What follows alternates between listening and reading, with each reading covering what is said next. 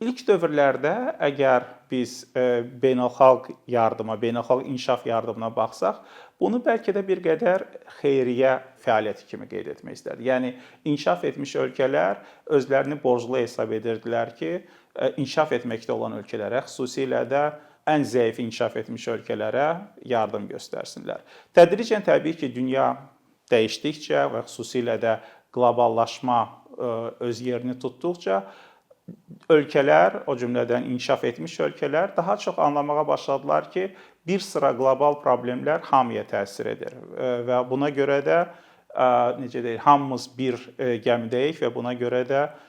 həm artımın, həm iqtisadi inkişafın hamıya şamil olunması üçün, eyni zamanda isə dünyanı müəyyən qlobal problemlərdən qorumaq üçün birgə fəaliyyətə ehtiyac var.